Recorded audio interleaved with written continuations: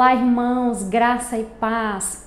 Que bom te ter aqui para mais uma aula do nosso PB, o nosso panorama bíblico, essa nossa jornada pelos livros das Escrituras. O desejo do nosso coração é que esse conteúdo esteja abençoando a sua vida.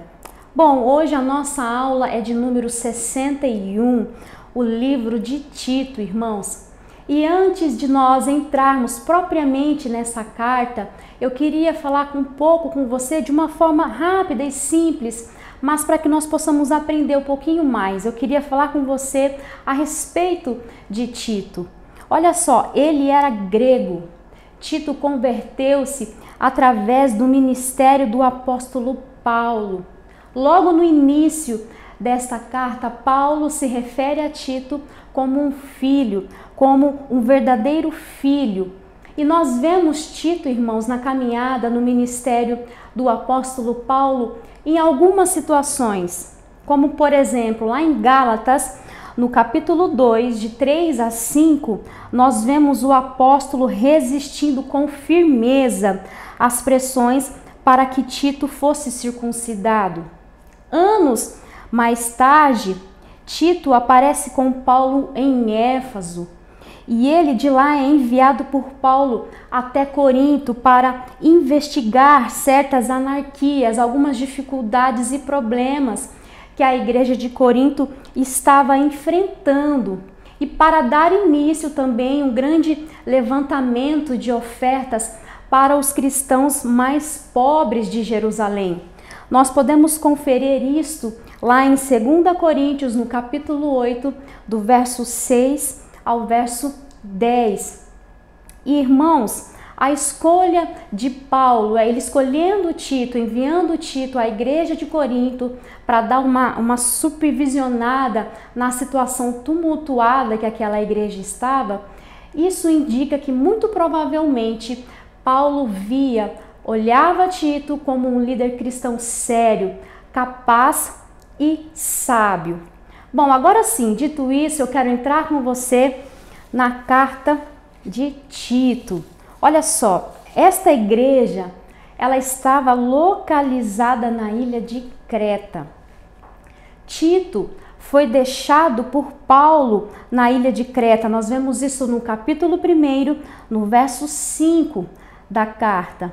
Ele foi deixado lá para que ele pudesse supervisionar a obra realizada naquela ilha, colocando em ordens algumas situações que eram necessárias e também designar presbíteros, designar novos líderes. E esta carta de Tito, ela nos mostra alguns requisitos que era necessário para que esses presbíteros e líderes fossem instituídos.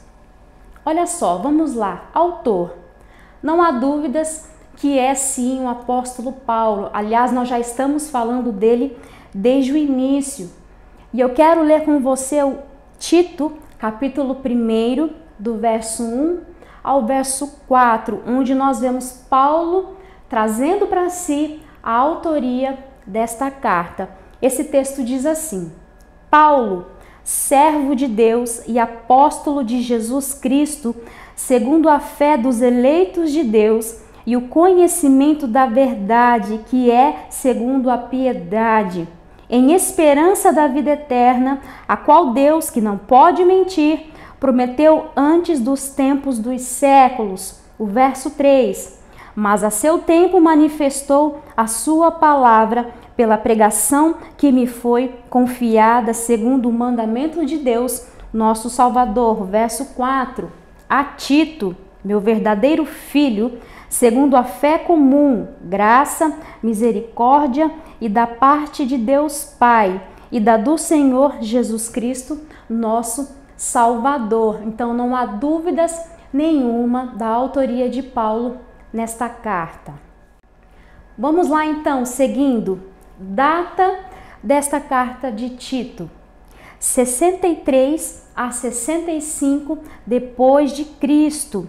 Tito foi escrita entre as duas prisões do apóstolo Paulo, entre os anos 61 67. Talvez foi escrita depois que voltou da Espanha. Isso se de fato ele realmente chegou até a Espanha. Pelo menos em Romanos, capítulo 15, o verso 24, nós vemos Paulo dizendo que estava de partida, que estava de viagem para a Espanha. Mas uma boa possibilidade, irmãos, da data dessa carta seria 64 a 65. Essa é uma tentativa de se especificar ainda mais a data desta carta. Agora eu quero falar com você sobre o tema da carta de Tito. Olha só, instruções acerca da fé e conduta e sobre o enfrentamento de oposição. Propósito. Paulo deu várias instruções a Tito sobre o procedimento da igreja para ajudá-lo na grande responsabilidade de estabelecer ordem na igreja e constituir novos líderes.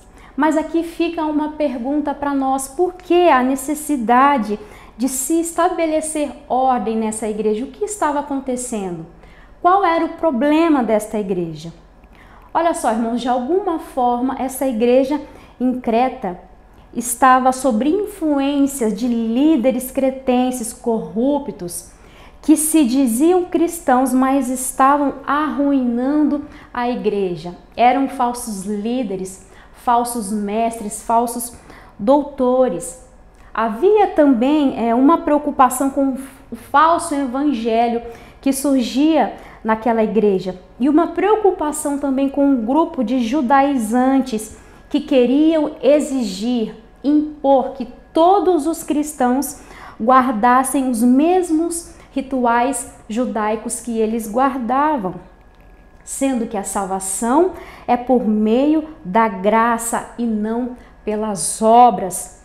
No capítulo 2 de Tito, o verso 11, nós lemos um precioso texto a respeito da salvação pela graça. E esse texto diz assim, eu quero ler com você.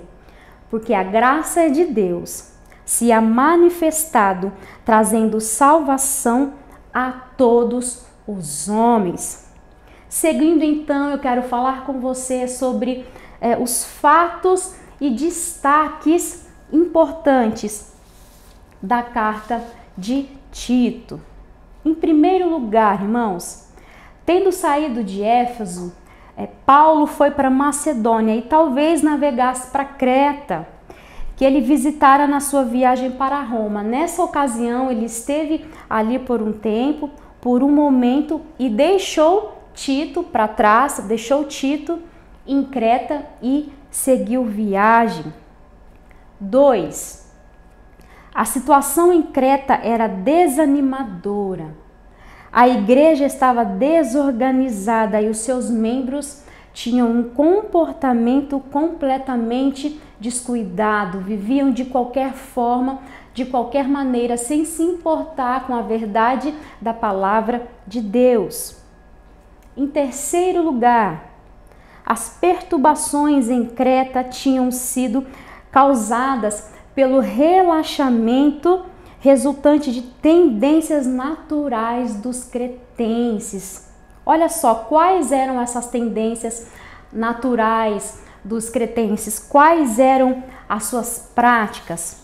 Em primeiro lugar, irmãos, no capítulo 1, o verso 12 e o verso 13, nós vemos nesse texto que eles eram dados à mentira.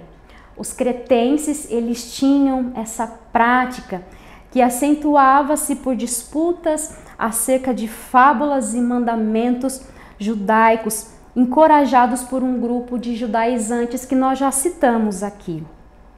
No capítulo 1, o verso 10, nós vemos aqui que eles são chamados de enganadores.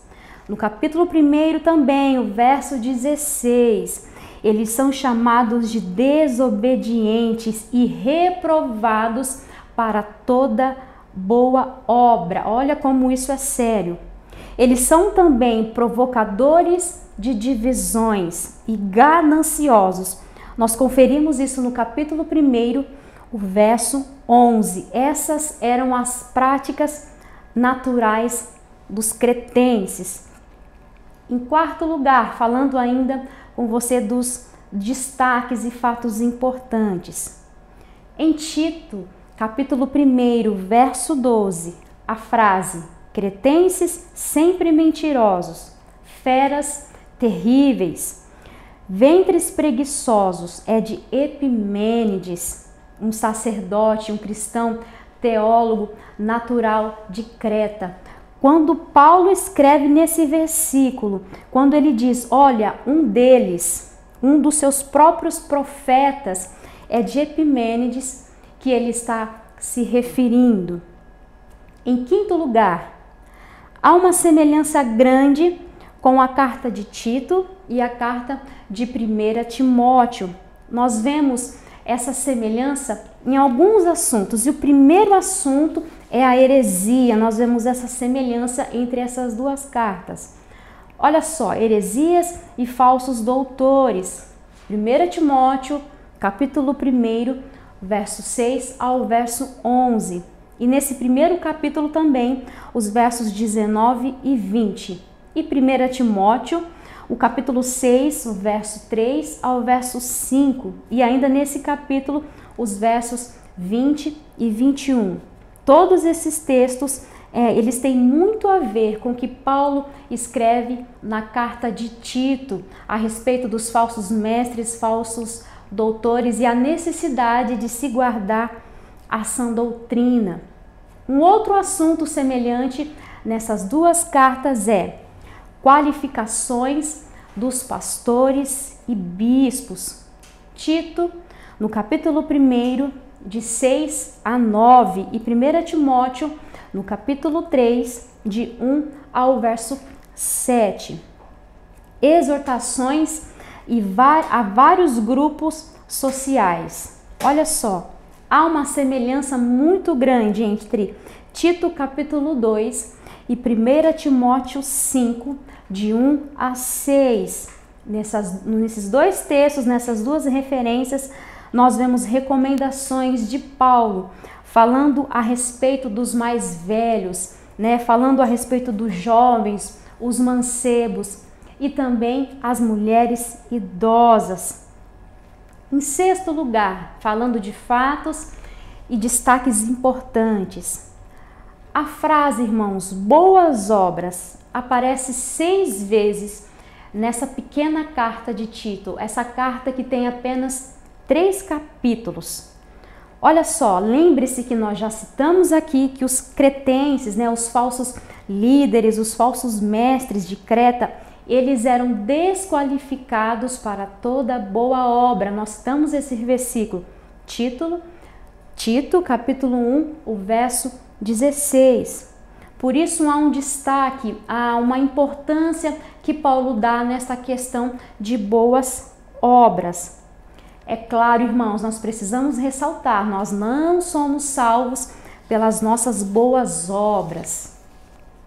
Em sexto lugar, irmãos, falando com você ainda de fatos e destaques importantes. Olha só, a frase boas obras aparece 3 vezes nessa pequena carta de Tito, que tem apenas 3 capítulos.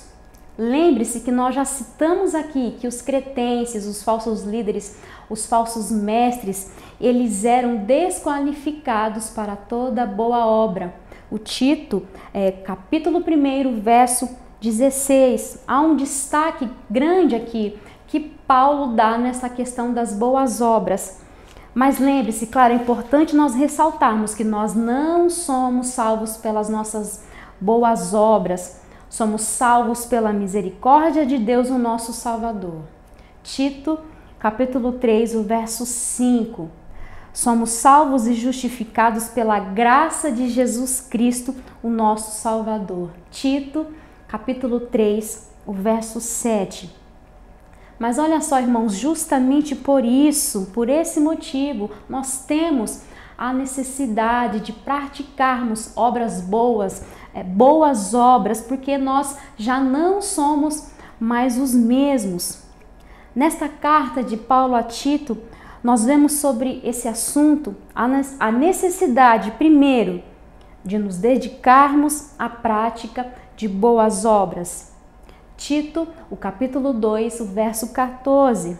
Ser exemplo fazendo boas obras. Tito, capítulo 2, o verso 7. Estar prontos a fazer tudo que é bom. Capítulo 3, o verso 1. Empenhar-nos à prática de boas obras. Capítulo 3, o verso 8. E também praticar boas obras a fim de sermos produtivos.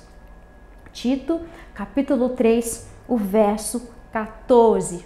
Em sétimo lugar, irmãos, falando dos destaques. Olha só, o termo cretenizar, referente ao povo de Creta, significa mentir. Os cretenses, eles tinham essa fama, essa prática, como nós já dissemos aqui.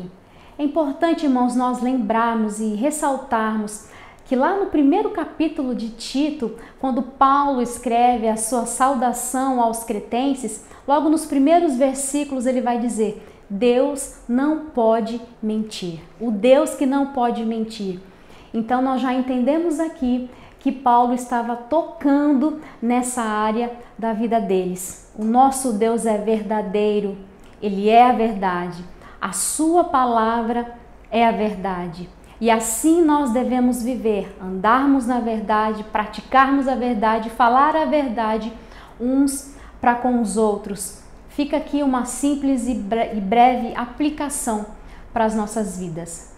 Eu quero encerrar com você essa aula de hoje do nosso panorama bíblico. Espero que esses minutos tenham te abençoado, te acrescentado. Eu quero pedir para você, compartilhe nas redes sociais, deixe a sua curtida também, se você achou bom esse conteúdo, interessante. Esteja sempre acompanhando a nossa igreja nas redes sociais. Nós estamos no Telegram, no Facebook, no Instagram também. Se você ainda não é inscrito no nosso canal no YouTube, no canal da nossa igreja, se inscreva. E também, se você desejar, ative o sininho para que você seja sempre notificado a respeito de um conteúdo novo. Amém, meus irmãos? Fique com Deus, que Ele te abençoe. Um forte abraço e até a próxima aula.